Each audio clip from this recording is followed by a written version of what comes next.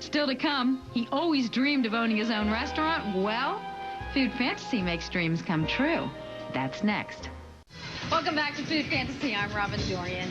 John Vierheller loves to cook. Everybody calls me Johnny V, and my passion is food. I like to cook, and I like to make people happy through the foods that I cook for them. You see, John really wants to open up his own restaurant. So, for his 40th birthday, we are making his fantasy come true. My wonderful husband has this passion for food that I don't think I'll ever understand, but it's not only a passion for eating, but for cooking and making other people happy. My food fantasy is to one day own a restaurant simply for the joy of having 50 or 100 people over to dinner every night. The first thing you need for a restaurant is a space to put it in. How about the private dining room at the Ritz Carlton? Johnny, this is the room that will be your restaurant this evening. Beautiful. Thank you. When this building used to be a bank, this was the executive office. All right. The four walls don't make a restaurant. It's up to Johnny to give his place style. They opened up their complete armada of glassware and linens and things that I quite honestly wasn't even aware that you'd have to do at this stage in the game to open a restaurant. Why don't we start off with one of the basic necessities, which would be the table linen. Okay. It became obvious very quickly that Johnny V had a lot of decisions to make. And you can feel the linen, you can see the weight of the linen. It also has a pattern that has been woven into it. Right. Something a little bit more on the high end would be this frette linen, where you can see that the patterns are much more detailed. Maybe just a white linen with a satin band, but still a very high quality.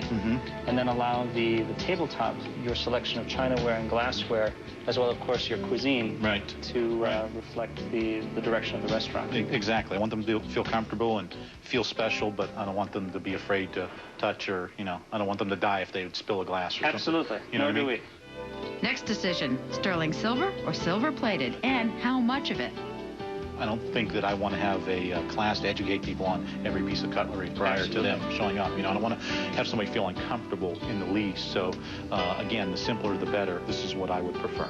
Very good. My pet peeve in a restaurant is the fact that I don't like, a glass of red wine in a Sauterne glass or whatever it is. I think that's a shame. So I would like, a variety of glasses. Yes. Absolutely. Yes. Yeah. How about plates?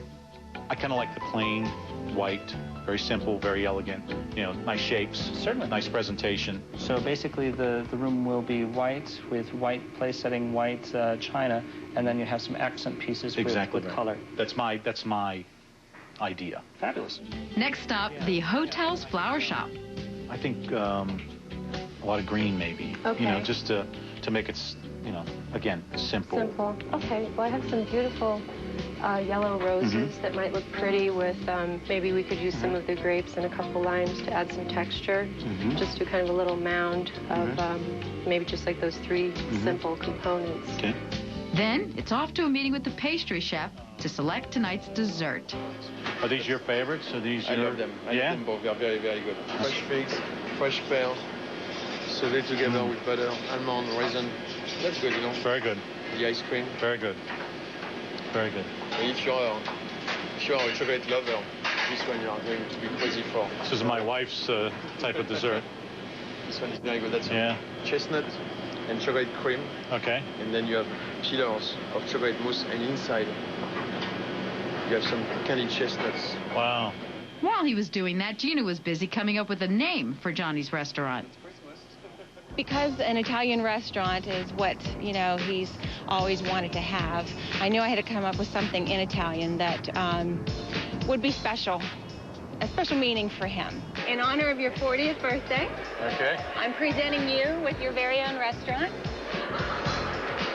Welcome. Wow. It's a song that when we first met, we're dating, he used to sing to me, and at our wedding, he sang it to me while we danced. Thank you very much. Wow. Now it's time for Johnny V to roll up his sleeves and get cooking. Before anything else, Okay. I'd like to get you something first, okay? Uh-oh. Is there another surprise? I told you today, if you're going to work in the kitchen, Wow. you better you have the right jacket on. That's beautiful. Okay. Thank you very much. You're Thank welcome. you. I should And say then grazie, now we huh? can start. Yes. Johnny V's restaurant is coming together, but what he doesn't know is we have saved the best for last. His wife, Gina, arranged for the room to be filled with his best friends. They've driven 5.5 hours from Pittsburgh just to surprise him on this special night. That's next when Food Fantasy returns. Welcome back to Food Fantasy. John Vierheller loves feeding people. The more, the merrier. I like what they would call traditional peasant Italian food. Real simple, real hearty, but a lot of flavor. If we could drop everything work-wise and he could open a restaurant tomorrow, he would do it in a heartbeat. So we brought him to Philadelphia to open up his own restaurant for a day. With the help of the Ritz Carlton, Johnny V has surveyed the room, picked linens and tableware, and selected dessert. Tonight's main course is a stuffed veal loin on a bed of fresh spinach. We're going to do just a pocket right in the center. Right. And we're going to stuff I'll it. give it for you. Okay. Just for me. Cut a pocket all the way through the veal loin. Stuff it from end to end with Chef Alberto stuffing. Saute 2 stalks of celery, 1 carrot, half of a diced onion, 1 cup of prosciutto, and 2 tablespoons of sage and butter at medium heat for about 4 minutes.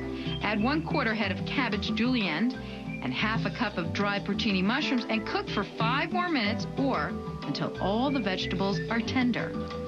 Add 1/4 cup of white wine and let evaporate. Add 1/4 cup of raisins and a pinch of cinnamon.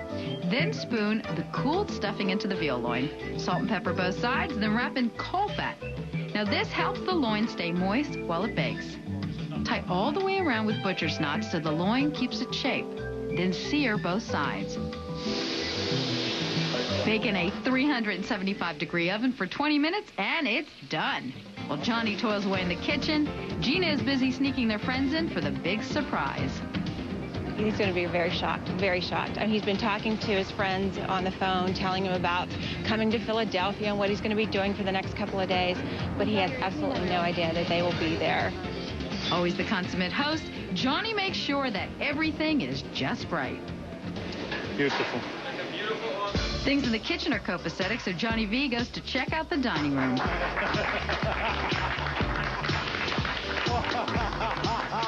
How did we do that, huh? When I walked in there tonight, I was flabbergasted. I'm never really short for words. It's one thing that people say about me a lot, but this was quite a surprise. Now that we're going to eat, this is our first course.